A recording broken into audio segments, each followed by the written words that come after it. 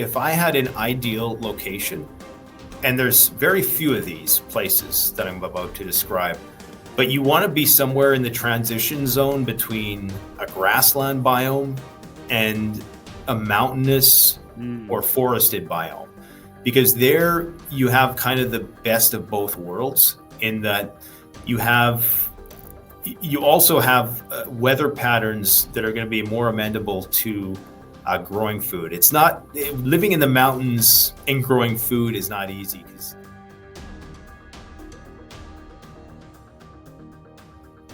You're watching Capital Cause, and my name is Danny. My guest today is the host of Canadian Prepper and now the host of the new YouTube channel, Prepper News. It's Nate from Canadian Prepper. Nate, thank you so much for coming on, my friend. Anytime. How are you doing? Good. I'm just watching the news. I was watching the silver charts, the precious metals chart, feeling really bullish. And then you and I started chatting. It's like, well, wait a second. I should be checking my Twitter feed now. All of a sudden, for some reason, like something could blow up, sometime soon. Geopolitically, that is. So I've kind of switched my tune a bit, but it's good. It's good to be aware of both sides of. We're definitely on the precipice. We're always on the precipice nowadays. I mean, every day that goes by, we get closer and closer to some big disaster. I mean, that's like what we seen yesterday was something, unprecedented in history, to see the president engaged with, his primary advisor, or whatever you want to call Elon Musk, his acolyte, to engage in such a public way is a sign that, things really are unstable.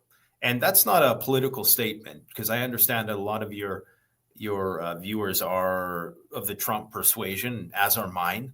It's just another sign that, guys, these guys have no plan for you and your family if and when things start to go bad. And that should be beyond evident. They can't even agree amongst themselves. So how are they going to be able to mitigate a large-scale disaster that we are sleepwalking towards, whether it's with Russia or Iran? And right now, I'm concerned with both. But the recent incidents that we've seen unfold in Russia with the attacks on these strategic bombers is so significant. And it's more significant because it's been an accumulation of things for the longest time. But what's most significant about it is that NATO now thinks that it can actually attack Russia with impunity, and all Russia is ever going to do is attack Ukraine. Well, you dangle a carrot like that in front of these guys, and what do you think they're going to do? They're going to raise the stakes some more. So the question is, what are they going to do next, right? And I think it has to be even bigger, because Ukraine is doubling its long-range drone strike production month over month. Germany is openly providing assistance to Ukraine to make even longer range drones that are more capable, more stealthy. And so all of this is likely some reconnaissance by fire, and it's a way to kind of suss out all the weaknesses and exhaust Russian air defense for ultimately what I believe is going to be a decapitation strike, unless Russia makes a statement.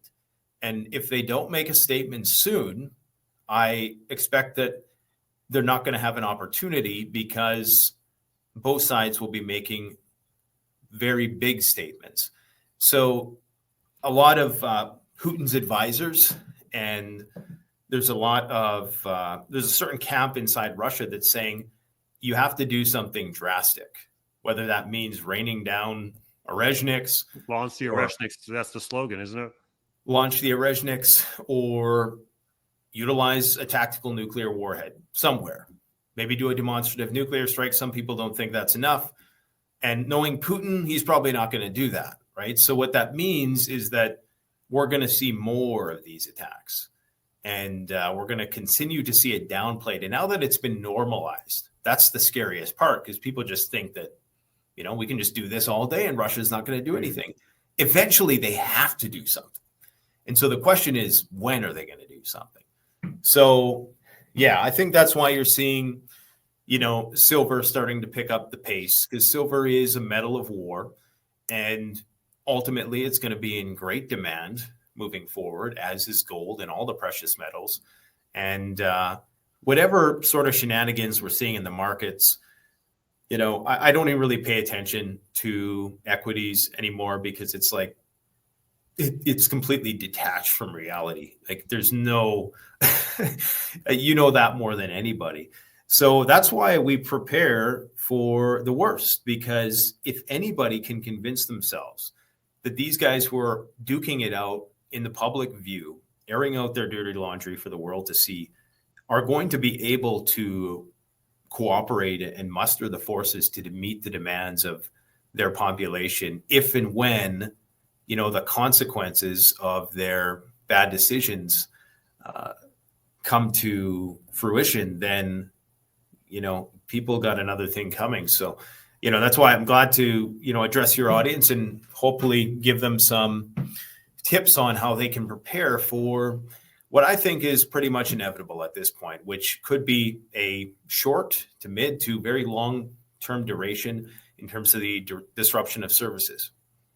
Yeah, so I remember from, sometime in the mid 2020s when COVID first kicked off until, maybe late 2023, early 2024, prepping was big on the minds of people, especially conservatives. Now it seems to have been kind of tampered down. It's, the people who would normally be preppers have been kind of subdued to a false sense of security, given the fact that Trump won.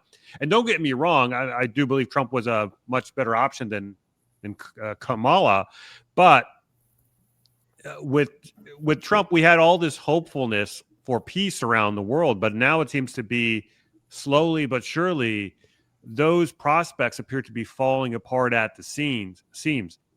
When it comes to Ukraine and Russia, for example, we still don't have a peace deal between the two parties involved, Russia, Ukraine, and then if you had the second most important party outside of Russia, the United States. Why should people still be pressing honest preppers despite a more favorable administration in power now? Because it was the Biden administration that got us into a war with Ukraine, and the whole thing between Israel and Gaza did start under Biden as well, but now that Trump's been in the limelight. Yeah, it's a continuity of agenda, right? So I don't even view things in terms of administrations. And I was saying since day one that Trump's not going to end the war because he can't. And so what more proof do people need than the fact that the war is not only still happening, but it's gotten incredibly worse. Like, it is way worse. And that's the irony of all of this, is that it's worse now than it was under Biden. All of the Biden policies, absolutely nothing has been walked back. In fact, right now you have American reconnaissance planes just miles from Sochi, casing the place for Ukrainian missiles and drone strikes. And you have Putin now, not Putin, but Trump, engaging in a more hostile tone towards Russia through his tweets or True Social or whatever it is. In addition to that, you have this major attack on their strategic forces. So I can't for the life of me. I understand voting for what a person believes to be the lesser of two evils. But what people need to understand is that neither of these parties, it's a uniparty system. They don't ultimately, at the end of the day, have your interests in mind. It's a bunch of billionaires. Okay, at the end of the day, they have their bunkers. They have their continuity of government plans. You're not involved in that. They couldn't even lock down Hurricane Katrina or pick a disaster, that came, in the past. They haven't been able to get regional scale, like county scale disasters under control. Do you really think they have contingency plans for you? So this idea that we should just be complacent now, and I just don't understand it at all, because even if Trump was making good on all these promises, I would know that it was still ephemeral, like that it was going to, where another 4 years will elapse, and okay, there's going to be another, push for an over push for war against Russia or China or whoever. And however, we haven't even seen that. So we've seen the complete opposite. We've seen escalation with China, massive escalation. Like shit could go down this weekend in any of these theaters and in a big way. And people are like, oh, Trump's in now, so I don't have to do anything. Like I don't have to worry about this stuff. And we're not even saying worry. We're just saying, be vigilant. Never worry. As preppers, we're actually not worried, but we're dialed into what's going on. So we're not, kind of walking around naive. Like you don't, just walk out into traffic. You look both ways, So it's just a matter of prudency to be more strategic in your thinking. And this is what really is aggravating for me, is that people are such short-term and they suffer from like a myopia of sorts and it seems like it's getting worse nowadays. Like I'm watching people's response to tweets, and you watch the markets respond to like one tweet and okay, it's bullish news this hour. And then the next hour we get some bad news and the sky is falling. And it's like, no, just think like 2 or 3 days ahead or a week, or, think strategically about this. Because everyone has a brokerage account, Nate. So every, Tom, Dick, and Harry has a brokerage account. So now you have full participation of the populace, which has been, dumbed down. Hate to say it, but it's the case. So now you have more touch points in the market where, literally everyone's involved, swinging this thing back and forth. Yeah, and there's a certain cognitive atrophy that occurs as a result of just having constant contradictory information. One day we're up, one day we're down, but you just have to look at, I always say, like I've simplified it down to look at where the weapons are flowing. That's all you need to know, because everything else is just white noise. Is there still weapons flowing to Israel? Yes. Has Trump said, Netanyahu, if you attack Iran, we're not going to back you up? No, he hasn't said that. So you know that there's still a hit on Iran coming any day now. Are the weapons still flowing to Ukraine? Absolutely they are. And that's just what we know. And most people have forgotten, and it was a lesser known data point. Several months ago, I believe it was either NATO or it was some European leader of a big country like Britain or Germany, who is saying that we're going to start to not so openly disclose what we're sending to Ukraine. So we don't even know what they're sending anymore. The fog of war is very thick right now. So all I'm saying is, it's just like a martial art. That's how I treat preparedness. You may go your entire life without ever fighting somebody, but martial artists will train with discipline every single day, not because they're constantly worried about getting in a fight, but because it builds character. It makes them more well-rounded. It forces you to, in my opinion, you can't be a good survivalist and be unhealthy, like mentally, physically, emotionally, spiritually. So preparedness is a holistic pursuit of just a higher level of being all around. You're being a more productive member of your society, and you're just being a better person. You're more prepared to deal with whatever may come. It doesn't mean that you are, looking over your shoulder 24/7. If anything, it's the opposite, because, I got a plan for that. Right. Right. So Nate, let's go ahead and unravel, some of the takeaways. If one of these big theaters of war, whether it be Ukraine, whether it be Iran, maybe even somewhere in the South China Sea, for all we know, so that could possibly pop off as well, although it's not as matured as the other two theaters. Let's say war pops off, things get a lot more kinetic in Eastern Europe.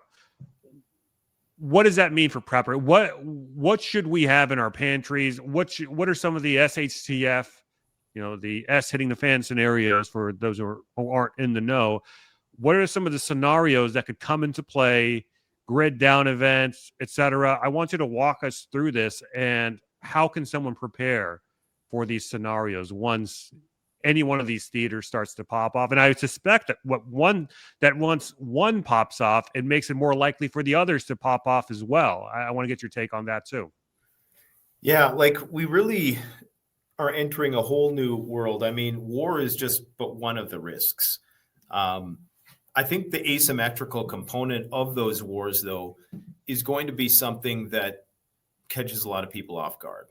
We've seen so many ways that the supply chain will be disrupted in the run-up throughout this hybrid war process, whether it be the disruption of various primary waterways or, train derailments.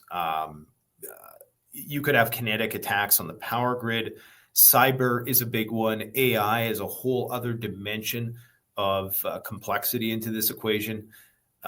You could have even, biological attacks. Recently, 2 Chinese researchers were discovered having brought in an illicit pathogen that was like a fungus that could cause widespread blight. So, forest fires can be used as a weapon. There's so many things that could potentially be weaponized that are not just nuclear. Yes, the nuclear bomb is the big threat, but in the run up to that, you're going to see smaller scale supply chain disruptions, even that we're seeing with the trade war, where you're going to see, prices go up on certain things and you might not be able to get things at all. And I don't think that situation is going to be resolved. I think that if anything, they needed a hard stop. They knew it was going to be a hard stop, but they needed that. They needed to draw the line in the sand, and then they're going to try to incrementally now phase into this multipolar thing. So we're going to see a lot more attacks that nobody expected because there's so many vulnerabilities. I mean, the pager thing was just incredible vulnerability. These explosions at various ports. I mean, anything is a potential target. So what you're really preparing for then is not any specific event, but you're just preparing yourself to be able to ride out disconnected. And I think a good baseline is a power outage that's prolonged, because that kind of simulates everything. People say, well, if you're prepared for zombies, you're prepared for anything. Obviously, that's a fictional scenario. But I think the real test is if you're prepared for a power outage, a prolonged power outage, then if you're thoroughly prepared for that, then you're probably covered for most things that are, short of full-blown Mad Max, mutually assured destruction, which is survivable, by the way. And that's the scary part. The scary part with Mad Max is the government that comes afterwards and expropriates all your shit, which is something that you got to be careful about too. But if you can, just generally start to, I always encourage people to start at the level of a bug out bag. And it sounds very simplistic and rudimentary, but for a lot of people, especially if you're in the city, you have to have some conception of what you need in order to survive. And most people just don't have that nowadays. They just take everything for granted. Oh, water comes out of the taps. Heat comes out of the furnace. Light comes out of the light bulb for some reason, right? And the streets get clean and my garbage gets taken away and the toilet flushes down to the nether regions of somewhere. All of these things are what you're going to have to think about. So the bug out bag, and even just going on a camping trip, like a rustic camping trip, and just to kind of familiarize yourself, because most people, I guess, don't do this anymore. And imagine a world where there's no electricity. And then from there, you try to build a stockpile. Really what you're doing with prepping is you're storing energy, because as a civilization, we've become incredibly efficient in our ways in which we use energy. And it's all about energy. Everything that we have right now, this conversation, is the result of our ability to harness electricity at a price point which is achievable and just makes it usable, makes this all functional. So you're really stockpiling energy, whether it's in the form of food. That food took a lot of diesel to make. ammunition. That ammunition had to go through this elaborate serpentine supply chain in order to get to you. And that took a lot of energy to create. If you're looking for great deals on gold and silver coins and bars from a company that you can trust, then you've got to check out the good folks over at Pinbeck. This year, I've really gotten to know these guys, and all I can say is you're not going to deal with a better group of people. They're a family-owned gold and silver online bullion company offering the essentials and more at industry-leading prices while always providing first-class top-tier service. That's PIMBEX.com. And if you're looking to convert some or all of your retirement account into real gold and silver, give Pinbeck a call. They'll help explain the process and get you started on the right path. Your support at Pinbeck also helps support the channel. So reach out to Pinbeck today. You won't be disappointed. And make sure to tell them Danny sent you. You could never create a bullet. I mean, you could if you had... We're swimming in a sea of energy. Everything is energy derived, right? So we're multiple orders of energy. Even this water bottle, right? It's made out of plastic, or actually it's BPA free. That's still plastic though, right? So like what you would need to make that, by yourself, if you were just you and a small community, you would never be able to do it. You need huge machines. You need this, entire logistical supply chain. So it's a lot of it is first you start with the premise that I'm probably going to have to bug out if I'm in the city. Because if it's a prolonged disaster, you may need to get out of the city. Now, not always. Obviously, in the pandemic, you didn't need to leave the city. Were you locked in your home? Depending on where you were, yes, to a certain extent. But in that type of situation, it was manageable because things were still operational. There was no, like power outages or things of that nature. But there may come a point where you do need to leave. And not every situation is going to be one where you need to leave. But the bug out bag is a microcosm of what you would need. And then you scale that up. So if you have a water filter in that bug out bag, and there are a dime a dozen nowadays, you can get them anywhere. There's a variety of different types of water filters. If you were to take that to what I call the meso preparedness level. So there's micro, meso, and macro. Micro is the disposition of like a nomad, where you are forced to be a refugee from your home. So you have no fixed location, maybe at one time did, but you were forced to evacuate. In that situation, you're not able to take a lot. You might fill up the car with a lot of stuff, but you're basically trying to approximate your standard of living to the best of your capability and meet all of your needs, but just on a smaller scale. And so with the meso level for a water filter, for example, you might have a home-based gravity filtration system, something that the wife isn't going to scoff at, right? Something that will be acceptable, like it used to be Berkey, but there's, stainless steel, charcoal gravity filters that you can buy. They're a dime a dozen nowadays. Now, if you were to take that a step further to the macro level of preparedness, let's say you're a person of, exceptional means, like probably many of your viewers, as you're primarily a finance channel, you could then scale things up to getting a well, getting a more long-lasting, replenishing, regenerative water supply. Because with the macro scale of preparedness, the micro is nomad. The meso is kind of like shelter in place wherever you are, be it in the city or a rural environment. And the macro scale is essentially a farmer, an agrarian lifestyle where you're regenerating. That doesn't mean that you're the Amish. It just means like you're kind of 1 foot in the door and, 1 foot in the door of technology and 1 foot in the door of having the means to replenish your energy. So derive energy from the land, harness energy from the sun, use that sun's energy to pump water out of your well, to put it on your crops. And it's a big sort of cycle. So that's the end goal for most preppers. All preppers, I say, become farmers if you continue this stuff long enough. Now, it's not a romantic life, but it's something that I think will probably be necessary someday, but it's a very hard life. So I can understand why people don't want to go to that extent.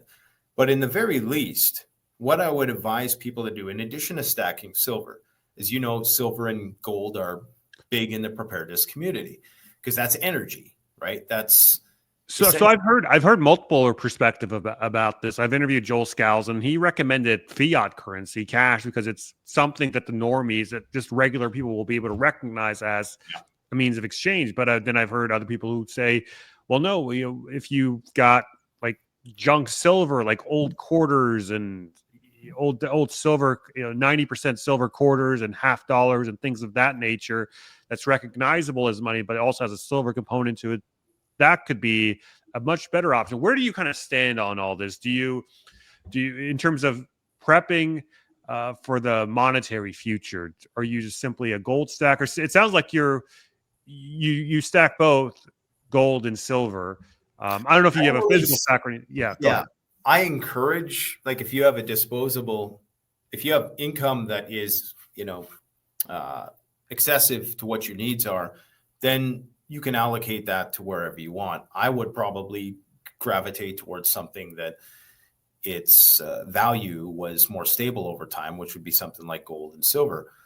But yes, absolutely, cash, because people are so trained to accept it, is going to be what the average person, because people are so complacent now, after a disaster strikes, even if there is like a World War III scenario and lights are out for good, you're very likely going to see people accepting cash for quite a long time, until the economies, the localized economies, probably it's going to, because people aren't going to be able to trade over long distances, until people realize that things are becoming scarce.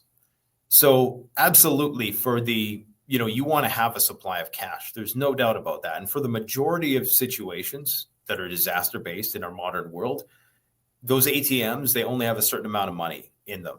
Banks only have, I can't remember what it is, but it's like a couple $100,000 to, basically give out. So when the rush hits, that's what, maybe 100 people that they're going to be able to, are going to try to empty out their bank accounts into something physical. So absolutely, having cash is imperative. I would consider that more so for a micro or meso scale preparedness. And then in terms of the junk silver, I suppose that would, the problem with that argument that I've always heard from people is that requires that people know what it is, right? So it's going to assume that the public is going to be educated on that there's silver in coins, right? People don't know that. Most people don't even know what coins are. I mean, my kids, I've made it we homeschool, and one of the activities we do is we count coins, because kids don't know how to count nowadays because they've never had to handle physical money. Kids they haven't been exposed to physical cash and physical money in the way that we were, right? So they haven't had to develop their brains, and people underestimate how that was helping us develop our basic math skills.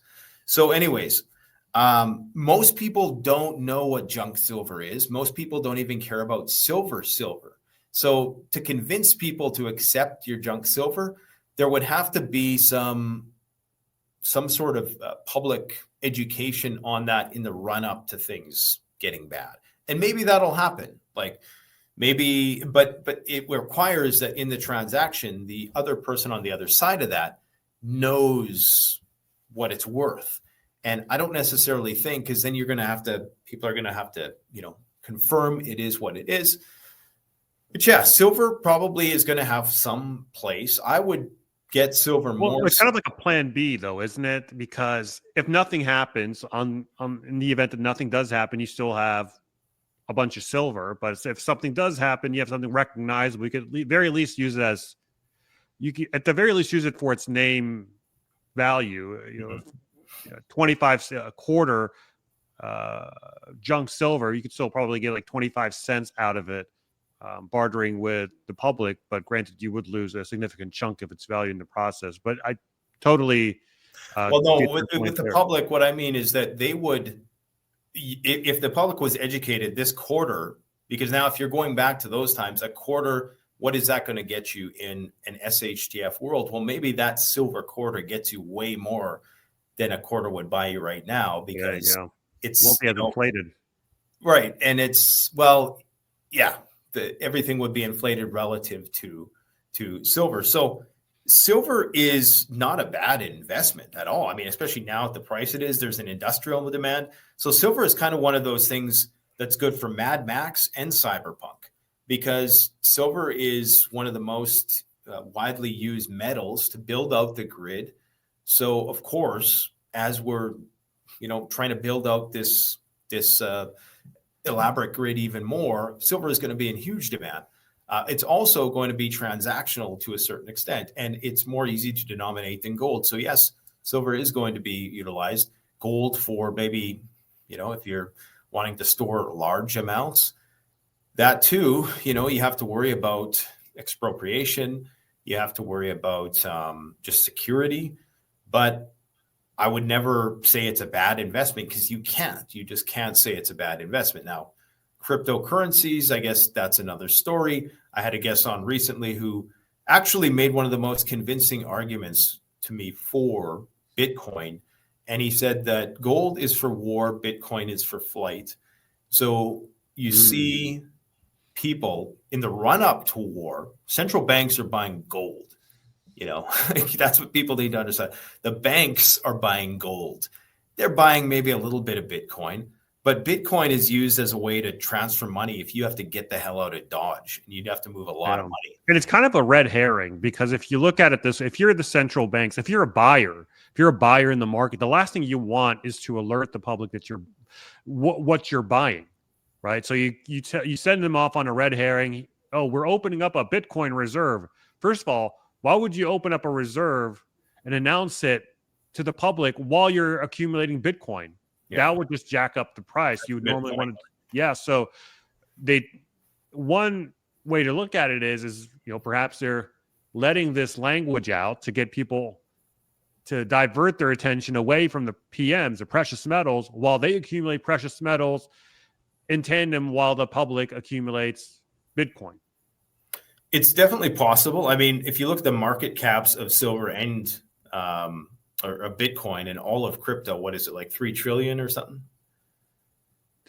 Something like that. So, compared to the entire gold market, okay, so if we were to do the math, if all of that was diverted to gold would be up like another 15% maybe?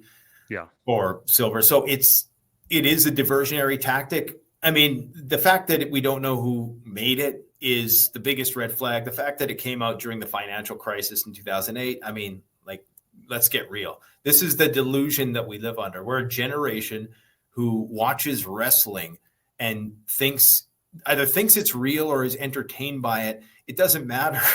If people think, they joke around that their kids believe in Santa Claus, but look at what we believe. So of course, it's kind of silly when you think about Bitcoin. I understand it. I've heard all the arguments, decentralized. I get it. It makes sense. If it was done and executed differently, I think. But anyway, so I would dabble in a few of those things. I have a little exposure to everything, because you never know. But Bitcoin is kind of more of a gamble. But yeah, for flight, it's worth having a wallet just in case you need to get out of Dodge. I think that's why the spike in Bitcoin recently maybe had something to do with what was going on in Pakistan and India. I don't know, but it could have. So I think we're going to see that again when people try to convert their assets and their wealth and transfer it to another country. So that's, that commerce component is one aspect of preparedness. Even having an acreage right now, building out all these systems and I'm still relatively new to the realm of macro preparedness, but we have a store, so I have the means to probably last, I don't know, decades if I could defend it. But at the same time, you'd be surprised at what you still would need Like there's always something you need. So that's where the importance of barter and having a medium of exchange that is going to be recognized in multiple currencies. Like I carry American and Canadian currency because you just never know. Now that's being debased at an insane rate. So you got to be careful with doing that, right? Like, because you're losing value. Fortunately, right now, so we're told it's only 2% a year, but I think it's a lot worse than that. So yeah, that's one aspect of preparedness. I think one of the most important and underrated aspects of prepping is your health, because you get a lot of people who are like just waiting for things to go bad. And if you're not taking care of your physical body, then you're probably going to die of natural causes before anything bad happens. And so this is why I talk about like prepping as a martial art, because you should be trying to be the best. And I quoting Elliot Hulse, being the best version of yourself in all ways, in case you need to run, in case you need to carry your loved one, in case you need to move and hike over long distances. You don't have to be a professional athlete, but you should be in good fitness. And in those situations that we prepare for, there's going to be disease. There's going to be malnutrition. It's just going to be a very adverse set of circumstances that you're not accustomed to. And the better physical condition you're in going into that, the greater the chances that you're going to come out unscathed. So that's one of the primary things that I try to emphasize, and I try to lead by example with that in terms of eating healthy and, trying to, along with that, of course, comes health concerns. So I would encourage people, and I'm not sure if you have any relationship with Jace Medical. Are you familiar with that company? I know who they are from watching your channel, but we're not affiliated. But go ahead. So a lot of these, pharmaceuticals that a lot of people are dependent on for chronic health conditions, or just for emergencies, they require prescriptions. A lot of them are made overseas. I think 80% of our pharmaceuticals come from either India or China, or go through that manufacturing circuit. And what Jace allows you to do, and there's a variety of different companies, so I am an affiliate with them, but there's a variety of different options. But what they allow you to do is get things like prescription antibiotics. Antibiotics are so essential. I mean, there's probably 10 times that I should have died in my life if I didn't have antibiotics. If that infection just kept getting worse and worse. I mean, we're so lucky that we have that at our disposal, but it's one of those conversations that can be a little uncomfortable to have, because you do need a prescription. They used to have a bit of a loophole where you could buy fish antibiotics, and they would say, don't take that because that's for fish, even though it was made in the same damn factory, right? It's the same stuff, right? But it's not human grade. Anyways, antibiotics, and that's not medical advice. So if you want to edit that part out, that's fine. But they don't do that anymore. They passed a law, I think 2 years ago. Basically, it's been banned in Canada for about 7 years, and it was banned in the United States to buy veterinary antibiotics last year because all the preppers were stockpiling it. And they don't want people to be prepared, I guess. But you can now get, in a very painless way, you can go and get antibiotics through Jace Medical. It's super easy to do. There's a lot of other medications that they have that are for prescription only to treat ailments or chronic conditions. I think there's like hundreds of different chronic health meds. So if you don't want to have that uncomfortable conversation with your doctor, like, hey, I'm preparing for a major emergency or whatever, you don't even have to anymore. It's as easy. So that's huge. Like to have antibiotics is just one of those pieces of mind that most people don't even realize. Like everybody should have that in their home. There's no reason why a person. So I would strongly encourage people to do something like that. Health is a great point, Nate. I don't often hear it, and it's important because you don't want to be a liability if shit ever hits the fan, right? You don't want to be the sick one, the one with a bad back or whatever. If it ever comes down to it, I know we've got you for a limited amount of time. I want to get through some of these viewer questions from our Substack members. If you want to ask a question to any of my guests, you can do so as a member of my Substack. Link is down below next to my name here. Let's go ahead and start off with a question from Lion of Norway. His question to you, Nate, is: Hi, Nate. Thank you for your daily brilliant updates on Prepper News. What's your take on geoengineering, IceCat, EISCAT? First time I've heard of that. HARP and 5/6G in combination. All over the world, people are registering and reporting different strange phenomena regarding precipitation in various forms and so on. So, yeah, what's your take on geoengineering, HARP, and 5 and 6G, Nate? Oh boy, how much time you got? HARP was actually one of the best explanations for HARP, which is the auroral, what is it called? Resonance. I can't remember exactly, but it's to do with nuclear warfare. It's to do with like communications and being able to transmit signals to nuclear submarines. That's the most reasonable. People think that it's to create tornadoes, and I'm not into the geoengineering stuff. I would not worry about that. I think in a lot of ways, yes, is there cloud seeding? Is it feasible to do on the scale that some people are suggesting? I don't know. Is there space lasers? I had a rocket scientist on who said it's not technologically feasible. So to me, what's more rational, the more parsimonious explanation would be that the planet's heating up. And I know a lot of your viewers probably don't agree with that, but it's a scientific fact. That doesn't mean I endorse carbon taxation and all other manners of government slavery, but it's just a fact. The temperature is rising, and as such, that creates all kinds of anomalies. And yeah, there's going to be crazy dust storms and droughts, and in other places, deluges, and it's just going to get crazier and crazier. So that's my view on that. Gotcha. Next question from Jack Leons. He's got two questions here. Number one, what are the most favorable jurisdictions in the U.S. to live in? Can proximity and fallout paths from nuclear power plants be reasonably considered?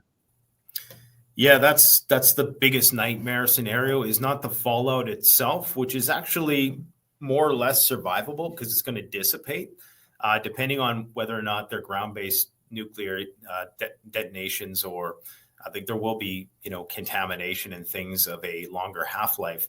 But fallout is survivable. That's going to only be for maybe a few days or a few weeks, depending on your proximity to, the blast or the pathway of the fallout. But yeah, nuclear power plants are the real scary thing, because a lot of them have ways that they automatically shut down. And I'm not an expert on this. I've talked to a lot of experts, but the problem is a lot of the spent fuel that can't be cooled thereafter. There's backup diesel generators. So you don't want to be close to those places. I would say the East Coast will just be an irradiated nightmare at some point if they can't keep those cooling systems operational for a long period of time. In terms of the best place, it's a very extensive conversation about strategic relocation as to where you want to go. The general rules of thumb are the greater the resource availability, the greater the carrying capacity of the land, the lower the population density. You don't want to be by military bases. You don't want to be by primary nuclear targets. You got to take weather into consideration. You have to take water, obviously, into consideration. There's pros and cons to every place, but it's a great prepping question to start with.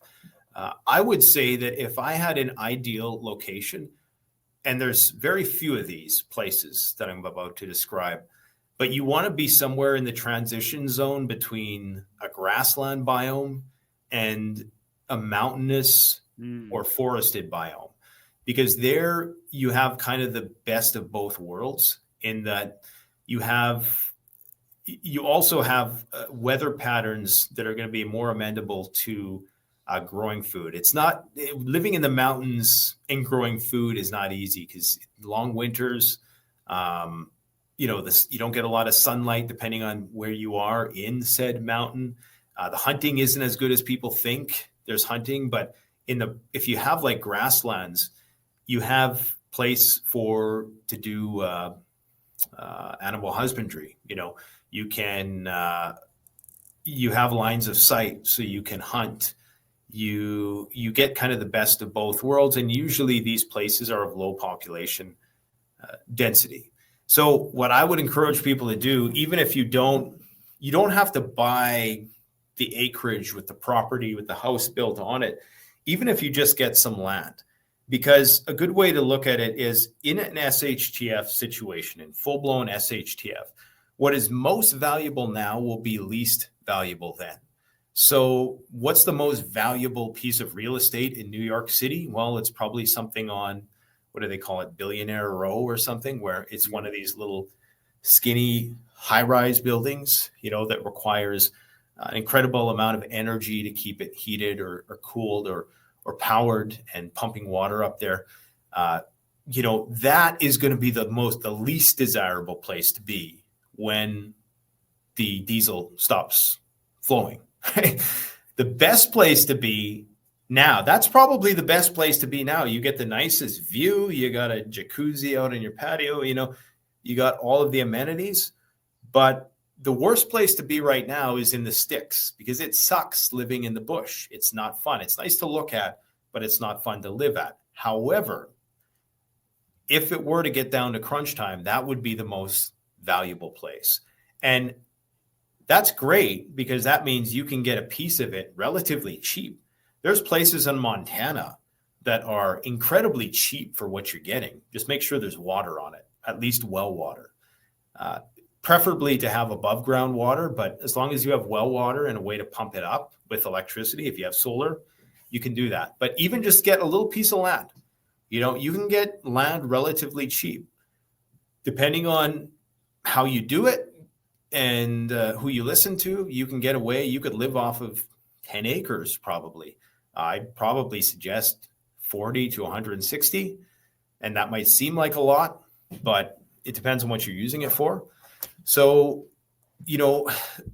another thing to keep in mind is California. A lot of people say they'll throw shade on California. I'd never want to get the hell out of California, but there's a reason why there's so many people there, right? Because you can live outside year round. And that's why a lot of the homeless gravitate there because you can survive. So long as society is somewhat stable, in terms of just pure survival and having access to those amenities, some of those places that you wouldn't normally think would be good. And I'm not saying go to California. There's probably certain places in California, like in the northern parts. But it's a very complicated question, but we do have several videos on that we can, that person can go and check out. They're probably titled something like Strategic Relocation. And we go over all of the pros and cons of the various ecosystems and biomes and plant hardiness zones and all things that you got to take into account in terms of, in forest is another one. Like if you're surrounded by a forest, that's great. But the benefit of being in that transition zone is if there's a forest fire, which there probably will be a lot of fires after the grid goes down because people are stupid. And they're going to cook in their homes and they're going to start fires to keep warm. And there's going to just be fires everywhere. So forest fire is going to be a problem. Arson is going to be a problem. It's going to be devil's night on steroids. So having a way to evacuate and just maybe not, that's something that a lot of people forget. And I really try to emphasize that, especially right now as Canada is burning down. I'm not sure if you've heard the news, but we got some really serious fires this year. The smoke's actually made its way all the way down to the southeast. Like you can see it from here. Yeah, and we're only at the beginning of the season, so it's going to get a lot worse. I think what we're seeing right now is quite possibly going to be the biggest fire that we've had in this province in our history, possibly all of Canada, possibly North America. So have a plan, make sure that you're thinking about all of these variables, and definitely know who your neighbors are, because you have to do, some people call it a area study, where you kind of get a sense for who's in your neighborhood and how are those people going to act when in duress. You can have these conversations with your neighbors in a way that is not going to come off as unhinged, and in a way that, maybe even just talk about a neighborhood watch, or, just talk about your common interests as a community. It's a good starting point to kind of build that camaraderie, because indeed, even in a suburban gated community, that potentially is a fortifiable position if you have a bunch of like-minded individuals who can work well together. Yeah, definitely look local. You can start very early in forming relationships with your neighbors and those around you, because they could either be your biggest assets or your biggest enemies and liabilities. So better to have them on your side if you ever need them. Nate, it's been a pleasure having you on, my friend. Anything else you want to talk about before we wrap up here? Well, I mean, there's a lot we could talk about. We talked about 3 things. We've talked about strategic location, physical health, and I think we talked about water. But food is another thing. So I would encourage people to definitely, you can't go wrong. Food, you just take it for granted. It's such a luxury that we have, that we're able to go to the grocery store and get stuff that was shipped from thousands of miles away. That's not going to be a luxury if the trucks stop rolling. So getting things like canned foods, there's a lot of things that you can stockpile, grains in Mylar bags, in buckets. You can do legumes, beans, spaghetti, different types of pastas, rice, things of that nature. And freeze-dried food is good. It's one of those things that's currency for me. I would almost put it up there with like a silver, because there's going to come a point where this stuff, it's lightweight. All you have to do is rehydrate it. It lasts for 30, 40 years. Really, they say that, but it can probably last indefinitely, much longer than we're going to be for this world. And it's a little bit expensive, but there's a reason why it's expensive. And because the beef that you go buy right now today, and beef is, I'm not sure if you've heard, but it's at a record high right now in terms of cost. Now, the beef that I told people, the freeze-dried beef that they purchased during the pandemic, has now increased in value. And it's the exact same product. It's the exact same texture once you rehydrate it. It's not like a freshly cooked steak, but it's the closest thing you're going to get. This is a technology that was made for astronauts. So it's the most advanced method of food preservation. You can buy a machine and do it on your own. But if you're a person who's got, extra change in the couch, and there's no reason in my mind why a person should have a gold bar like that. What is that, a 10 ounce or something? There's no reason why a person should have that and not have a fairly sizable amount of food storage, because especially if you have children. And that goes for food, that goes for water, that goes for medicine, that goes for self-defense. You have to think, you are going to be all the jobs that the bureaucracy fulfills that we all hate, right? Whether it's social workers, and I'm saying we hate these people as individuals, we just hate the government, right? I think it's safe to say that. It's the police, the paramedics, the firefighters, a lot of people we view as heroes, and I want to make sure that's abundantly clear when I say that. But and sometimes maybe to a lesser extent the police. But you get what I'm saying. All of those bureaucratic appendages, you are going to have to be all those people. So you are going to have to be the cop. You're going to have to be the paramedic. You're going to have to be the teacher of your children. So you're going to be taking on all of those roles. So making sure that you have a sufficient amount of ammunition and firearms training is going to be one thing. That's something that I think people tend to go a little too heavy on. but it's still very important. And a way to communicate is another thing that we didn't really touch on, but there's a lot of different novel ways to communicate over long distances now that weren't available 5 years ago. Things like mesh networking, having a means of transportation that, you know, is reliable under those conditions. So having a vehicle that maybe runs on diesel, even an EV, if you have a solar system, people will laugh at that because, you know, you see Teslas being, you know, the portable guy with his power system has to come out and because they stalled out or whatever. But if you have the EV is actually the ultimate prepping vehicle. And this is a controversial opinion, but it's the truth. It requires almost no maintenance. They're still in their early phase, but ultimately it's a much simpler technology. Doesn't require maintenance. If you have your own off-grid solar system, you can power it. It's quiet, you know, so you don't have to worry about attracting attention. So yeah, there's a lot of things that, you know, to consider with this preparedness stuff.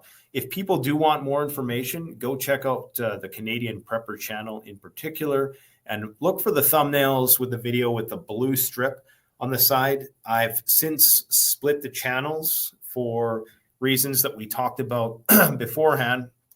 We think that the hammer might come down soon. So as we descend into these uncertain times, and so we decided to split the channel into a news daily update channel and a, you know, more practical advice channel. And that's really what I would encourage people to focus on, because I see a lot of channels like your own who have these audiences who are aware of all of these things.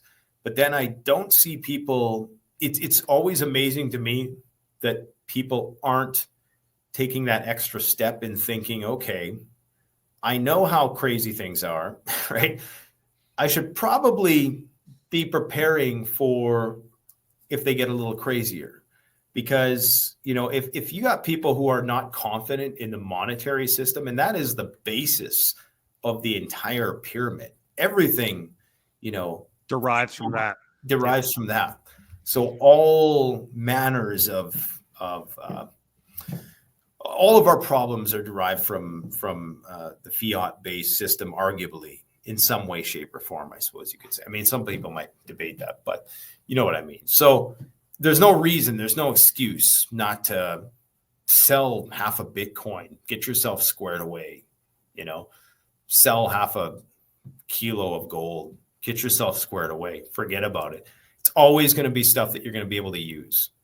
No prepping. And that's the great thing with prepping stuff is there's no obsolescence, you know, timeline for it. Like you buy a knife, that knife's going to work for you until you die. You know, it's not like a brand new TV set that's going to depreciate as soon as you put it in the cart. So a lot of this stuff is going to stand the test of time. And when you need it, you really do need it. So thanks for having me on, man. And yeah, you're welcome back to my channel too, to educate my audience about finance, because I know you've been interviewing some great guests lately yourself. Yeah, very well said, Nate. I appreciate, you know, the warm gratitude as well.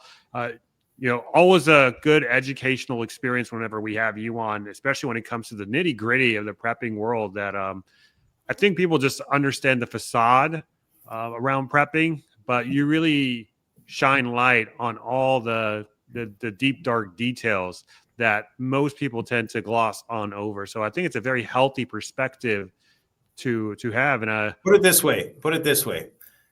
The wealthiest, most powerful people I know are prepping. Okay. The smartest, wealthiest, most powerful people have a plan. I don't need to do this. I could just retire tomorrow and sit on a beach and drink margaritas, but I'm not stupid. So please prepare. Yeah. So that's an argument often made about gold buying. So people will often say, well, look at what the central banks are doing. Look at what the rich are doing. They're buying gold. Very well.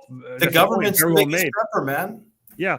But they got a strategic oil reserve. They got a strategic medical reserve. They got a strategic everything. They're not just collecting gold, but they're also preparing. So they got the biggest bunkers that people couldn't even imagine what these places look like. Oh, for sure. They've got all these big underground cities. I think who was it? Catherine Austin Fitz that said they had something along the lines of, yeah, I mean, I would, billions of dollars. Take that one with a grain of salt, my man. Okay, we won't get into that one here. maybe we'll talk about it offline. But I think this is a great spot to cap off the show. Nate, thank you so much for coming on. We'll have the link to Canadian Prepper News, and CanadianPreparedness.com down below. So check them all out, guys. If you've got value out of this content, drop us a like, comment, go, Nate, go in the comment section. If you disagreed with anything, that's fine too. But let me know what you disagreed on. I do, in fact, read the comments. So I'm sitting there watching. So let me know your thoughts. Subscribe to the channel, comment, liking, all that stuff helps boost us in the algorithm. So if you want to support me that way, much appreciated. Every little bit goes a long way. But then if you'd like to also check out my Substack, where you will get a chance to ask any one of my future guest questions that you've had on your mind, you can do that as well. capitalcosm.substack.com. You get access to all my videos early, ad-free, and uncensored for the ones that warrant it. So that's all I got. Thanks for watching, guys. Bye.